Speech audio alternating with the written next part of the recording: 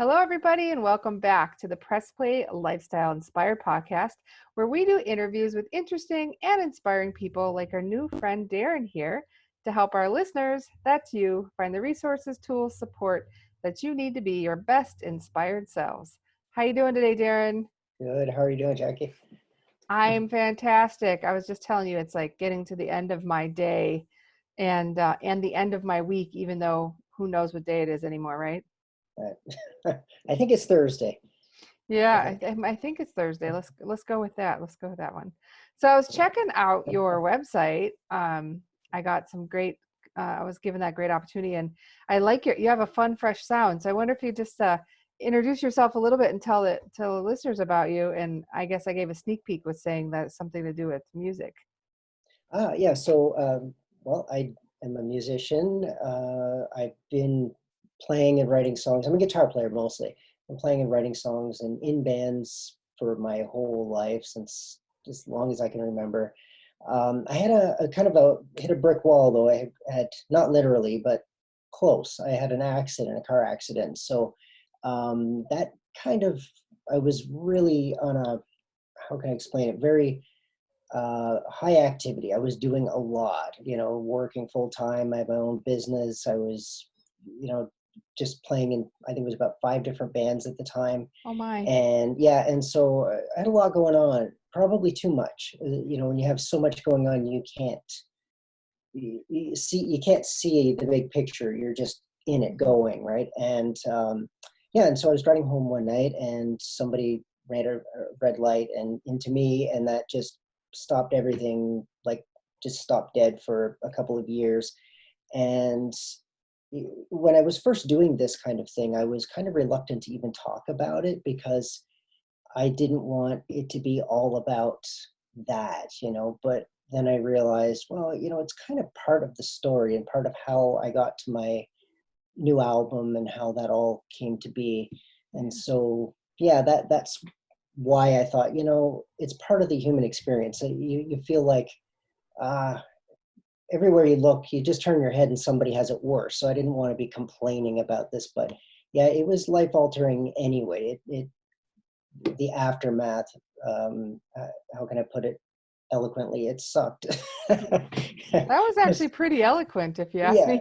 Yeah, because the accident itself was bad enough, but afterwards, from losing my job to just the whole process, even though you go, well, it wasn't my fault, right? Somebody else ran into me. I was doing everything right, but that's in our real world. But in the world of litigation and insurance and all that aftermath, it doesn't quite work that way. And so, yeah, the anxiety and the stress and the paranoia and the lack of sleep and the medications and all the things that go on for several years while you're trying to get yourself back together. It was climbing up a mountain for sure. Mm-hmm. So, and again, not to complain about it, but the good news is it sent me, after going just go, it sent me in a different kind of path where I'm back to being pretty, doing a lot, but not a little more focused, I guess. So, yeah. And now nobody's doing anything because we're stuck at home. So, yeah. So now you're like another chance to reset. It actually feels like it. I had a friend who's a singer in one of my bands actually, and she asked me, she's like, because she was having this problem, like I can't watch anything new, I can't read anything new, I can't focus on anything at all that's new to be productive. And I said, yeah, it's the same thing that I went through. And fortunately, I had an occupational therapist that helped with those things. So if I'd start to remember the things that I learned, because for a while, same thing, I wasn't sleeping, I wasn't, because you're thinking, oh, I've got nothing to do, I should be really productive, I should be painting the house, I should be, writing songs and doing all this stuff. And then as a result, I wasn't doing anything, like getting nothing done. So now things are getting better. It's starting to settle in again. So. Yeah, I think that's common. I don't think people expected that, right? They're like, oh, I'm going to be home, I'm going to do all this stuff, I'm going to, I'm going to paint the garage, I'm going to put, put a roof on the back of the whatever. And but even if the whole world is a bit stressed, right? I think we all So It's even if paused. you're right, yeah, if everyone's feeling this sense of stress, then you know you're just tired. You're more tired, right? You're like this low Yeah. drip of stress Yeah. all day long, right? Yeah, that's a Um, good way to put it. Yeah. but I think things maybe are starting to normalize a bit, and hopefully it's a little faster than the process you had to go through. Oh yeah. But I'd like to invite you to consider that it is part of your story, and it's not complaining if it is, Yeah. right? If Yeah. you're like, Yeah. oh, I'm so, if you're still living in that place, Yeah. maybe, but that you could get through it, right? That you could get Yeah. through it, and you're here now to tell us is Yeah. a story of triumph, not a sad Sure. one.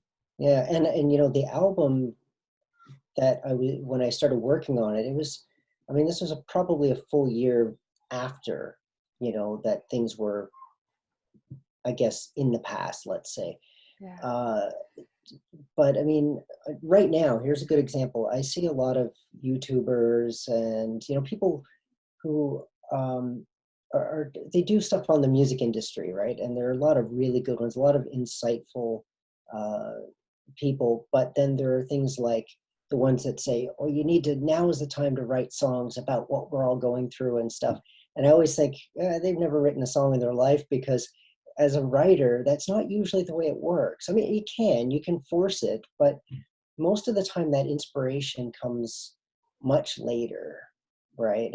And I find Like I'm process writing, it or something, right? You have to process it a little bit to. yeah, yeah, because you're still going through it. You don't, it's, yeah, I mean, I've had that with like really miserable relationships and things that, we would write songs about that 8, 10 years later, where it comes in and you go, oh, I know what that's about.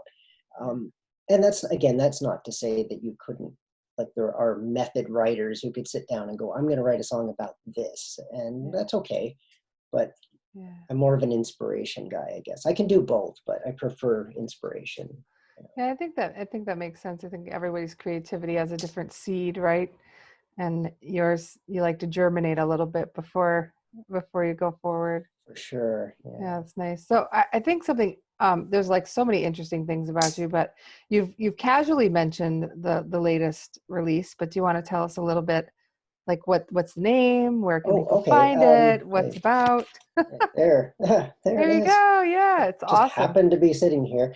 That Yeah, is, good plug. yeah, it's called Lifting the Curse, Darren Michael Boyd. And it really, if you go to darrenboyd.com, you can find everything of Everything. where I am, yeah, on YouTube and all that stuff. And it's a full length, it's a 9-song album, and it's instrumental. And that is kind of scary in a way. And this is my first solo album. And I was doing it. The real reason I did this was because all of the other bands that I was playing in, even the ones that still existed after all the accident and everything, a lot of the things I was coming up with musically just didn't fit. They didn't belong in one place or another. And so I was kind of creating these odd pieces. And I went, you know what, I'm just going to make a music video. So I've never made one in my life. Not myself, I've been in them, but I've never made one. So I made a really goofy music video, put it out there, and people seemed to really like it. And said, okay, I'm going to do another one. So I did another. And yeah, next thing you know, made a whole album. And I think the thing I was most proud of is that it actually got finished. And really, you could be, the perfectionist musician or artist and mess around with this I could still be working on it. But there is a point of saying, no, I'm going to set a deadline and finish it, and that's Yeah. the exciting part. So, Yeah, and I'm I think working that, on the next one. So, yeah, wow, that's amazing. Already yeah, working on the next one. You yeah. gotta love And, it. and the fact that it was so well received, like the reviews are really good. And, I You didn't seem expect that. surprised. Yeah, you No, seem surprised that people like your music. well, it's not my music, it's the fact that it's the first time I've done something like this. And Oh, it's all me, as far as, I mean, not to say I had zero help, but I mean, mostly it was produced, written, recorded, everything by me. And so you put it out, and if everybody hates it, well, it's That that's could my be a big fault. risk, right? Yeah, Yeah, like, yeah. oh.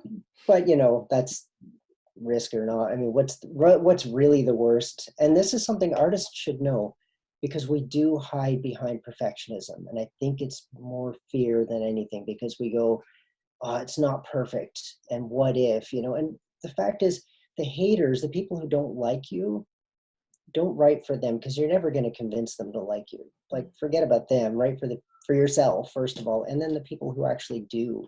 Because really, what's the biggest risk? Somebody doesn't like you, they say a nasty thing about you. Like, who cares? Yeah. Or if everybody makes fun of you, like that. Who was that girl who did that Friday song? Do you remember that? And Rebecca Black, I think was her name. I'm going to get sued now for saying no, but I mean, it was just, We'll she beep put it out out. this, yeah. Well, it's not a bad thing. It's just that she put out this video and this song, and it went viral, but not because it was so great. And it really wasn't that bad. It was just that everybody was making fun of her. And yeah, and it's kind of, people can be pretty nasty. And Yeah. even if they don't mean to be, even if they're just having fun with it, it's still, yeah. Well, somebody created that though, right? Like, unless you Yeah. created it with the intent that you were knowing you're spoofing yourself or Yeah, something, it's comedy or something. right? Yeah. Yeah, then it's a Yeah. little bit harder to swallow. Oh, I always say I'm so glad there wasn't like YouTube and stuff when I was a kid, because I would have been famous, but not for Not for anything good good. things. No. Yeah, I was glad there wasn't cell phone recording devices when I was a kid. I can just imagine what would be on the internet. It's like, oh, thank Oh heavens. yeah. I like that I'm older. That means they didn't have phones back then to Yeah. record stuff. That Yeah, would be not yeah, good. that would be terrible. But it's true. You ever think though, as musicians and artists, we're always told you should have a thick skin, right? But on the other hand, we're expected to put out the most personal stuff and put it out into the world. And so it's kind of counterintuitive. It's like a Yeah. totally different thing. And then when somebody says, I don't care if people say something negative. I've been pretty lucky. I really have. I haven't had a lot. Maybe I'm just not well known enough, but I haven't had real nasty haters or anything. Yeah. But it makes you wonder why. I've never even given somebody a thumbs down on YouTube. I just don't, like, I would just Just don't do it. Yeah. don't watch it. I don't, Yeah. but I think yeah. that's fair though. If you like, one of the things that I've really talked a lot about with the different musicians that have been so gracious to join me on my show is um, they're taking music out of schools, they're taking, art out of schools, all these expressions of our creativity and in some cases I think even some of the way that we express our soul. But when all of this stuff started to happen, the first place people turned was music, right? Yeah. Yeah. The first place we went to was those old songs that gave us comfort from our Of childhood. course. Yeah.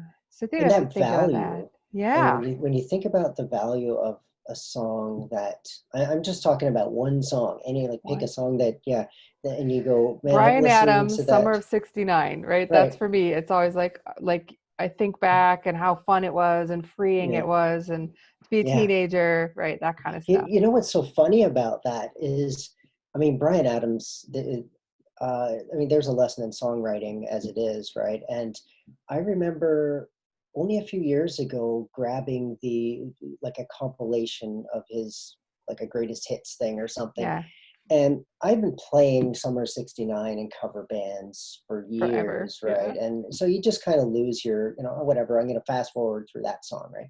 I put it on, it was the first song on the disc, and I'm driving, and the first chords came on, and it just hit me. I'm like, whoa. And I had to listen to the whole thing. I went, the production of it, when I actually really listened to it again, I went, wow, it's not stale, it's not old, it's still great. And the point being, you can listen to a song like that for 20 years and absolutely love it. And so what does it cost? Like $1 or something for a song? Yeah. And it's like, but But yet, it's priceless, right? It brings yeah, back a piece of a time in your life where maybe things were beautiful or better or sad or or whatever. I mean, sad. Yeah. yeah, I mean, music has that ability to communicate any nuance of human emotion, in two chords or something, really, in two Yeah. notes in a chord, an interval, it's amazing the expression and the communication that we have in music. And so to hear that being stripped out of education, I think it's yeah, it's a mistake for sure. Yeah. So maybe that's an opportunity though. If you like, there's so many bad things that have happened in the terms of people being in quarantine, but what if we turned that around and said, well, what lessons did we learn? And I think one of them is about connection, that we actually do need to be around each other. And then the other Yeah, is about how important like music is to us. How many artists have played who normally would be out on stage and making money. The only way that they make money is doing live shows, and yeah, they're showing up on Facebook Live and just yeah. jamming with their people, Oh yeah. I That's mean, like, Brian May has been doing that on Instagram. I've been watching it. yeah, And it's like, this is Brian May showing you how to play all his classic solos, because he's yeah, sitting there with the guitar going, I miss playing. And yeah, it's healing. It was bringing so much joy and inspiration to people. Just those few minutes of him playing, yeah, it's amazing. exactly. And it's Yeah. been some big names too, right? It's not, and some new artists. I've been really lucky. I've met some amazing, I like my interest in music has repeaked to be like interested in Yeah. some of these new fun fusions of things. Like there's a gentleman, Atlas Cage is his name. Owns a couple of different labels, and he's got this just funky mixed up sound that's sort of like a Barry White voice with a heavy metal sort of band flair. And to be able to just like hear all of these new Mm. creative ways that people are putting together music is, Yeah. to me, it's fun and hopeful instead of maybe sad. Yeah. Yeah, and it's true. And really, for music to mean something, it doesn't even, like, we often think of lyrics, right? And I do write lyrics too. So this album and this direction of Unique, yeah. instrumental, it's just it's just a different branch of what I do. But um, I find you can listen to a song with no lyrics or complete nonsense lyrics, and it can make you want to dance or make you, sing along or hum along or whatever. It can be great in the gym, whatever it is. Music still has that power, and I it's think that's true. One of my this is going to seem super silly if you're not a parent or don't know young kids, but um, there's this song by like Banana Namu. It's like a little kids thing, and it's these little penguins that sing, "I've got a ponytail, I've got a ponytail." My kids and I, every time it comes on, the entire house erupts into dance and like just sassiness, right? Everyone's like shaking their heads and dancing around like crazy, and it's a bunch of penguins, right? Like it's like and there's obviously artists behind that, but the fact that something so simple can yeah, erupt a rather grumpy household into just joy, right? This like yeah, expression of joy yeah, is amazing. So yeah, I think that's I've only, the one song I listened to before this was instrumental, so I haven't actually heard some of your vocal side yet, but I will be intrigued. uh, but in addition to that, because you decided to slow down, I'm making air quotes for people who can't see this. yeah. There's some Uh, musical theater stuff that had kind of started erupting for you as yeah. well, right? It was actually just prior to me really cracking down to record this. So it was in the spring where I was doing the Queen "We Will Rock You," and I was playing the guitar parts, right? So, Yeah. and yeah, I mean, what an experience! It was great on a few different levels. For one thing, it was the first time I'd done musical theater. There was about 60 people involved total, and so I've never done something with that many people, and it was really nice because if you're in a small band, 4 or 5 people, it doesn't take much to turn things toxic, and I'm not necessarily mean in Yeah, big small church. interpersonal, right? Yeah. Sure, and not necessarily the whole band, but I mean, even just one rehearsal, somebody could be grumpy or in bad mood or whatever.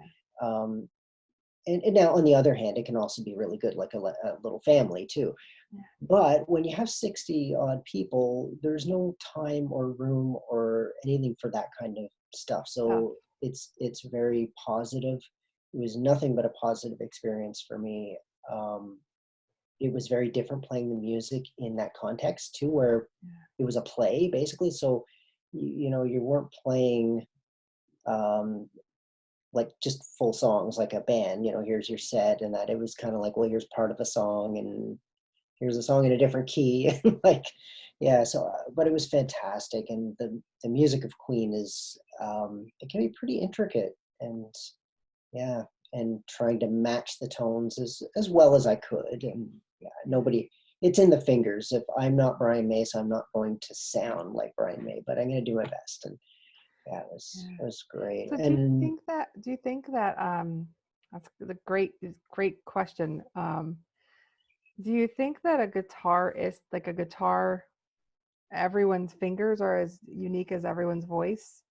actually, I do, and I think that more now than I maybe I hadn't really considered it when I was younger, but now I've thought a lot about that. And I mean, the proof is really there when you think of, now you may or may not know some of the names that I could think of, but even some of the bigger names like Eddie Van Halen, you I would know, think like Slash or Slash, yeah.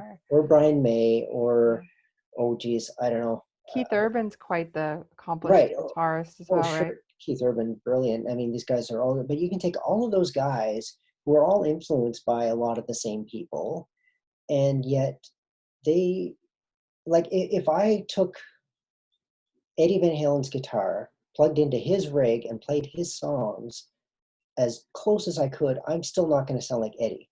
But Eddie can take an acoustic guitar and still sound like Eddie. You know what I mean? That's Yeah, yeah. very much a unique voice. And I mean, people have still been trying to sound like Randy Rhoads, you know, years after his death, and they're not they're not doing it. Like, they can't, you know, some people come close. And but when I was growing up and learning to play guitar, I had a different perspective anyway. So I guess I had some insight. I just wasn't really aware, but I did know that I didn't want to try to learn all of the stuff from my heroes. I didn't want to learn all the licks and all that, because I wanted to write songs. That was my number one thing. And I thought, if I try to be like that person, then I'm going to be trying to write songs like that person. I'm going to sound like them.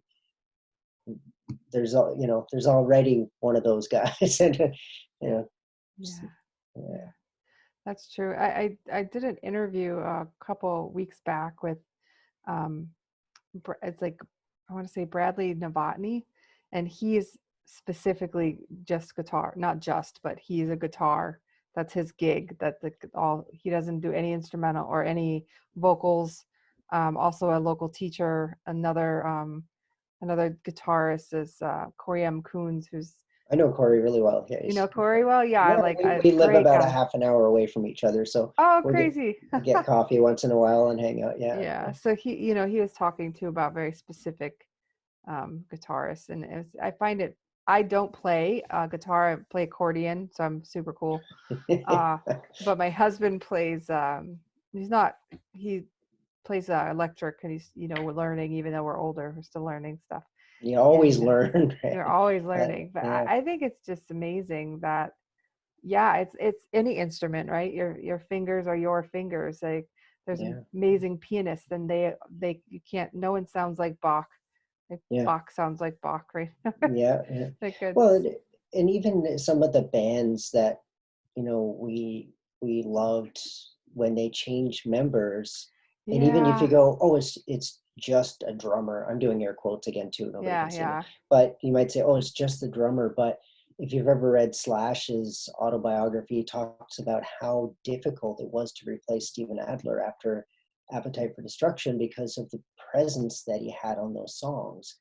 And and it's the same thing with guitar players and bass players, and cool. And my brother was a bass player too, my stepbrother, and even that, like, different types of guitarists, right? They're all unique, right? Like the kind of guitar, like acoustic versus electric versus true. It's cool. That's super neat. Well, one last quick question, if you don't mind. Sure, of course. It was interestingly not related to music, but I just thought it was a cool fun fact about you. You have a day job that's a bit unique. Do you want to share with us what you do during the day. Which one? I have two, so Oh, that are both okay. Yeah, unique. share both. What do you got going Okay. on? All right. So my business that I have is called Reptile Rainforest. And so I do shows for schools and birthday parties and summer camps and that kind of thing, where I Cool. educate people, not just kids, but Yeah. usually kids, about reptiles and the creepy crawlies. And of course, I'm a commercial breeder as well, which is part of it. It is, man, I'm getting the emails. It's not looking good for my summer season yeah, Yeah. like I'm Yeah. already getting the sort of cancellations into August.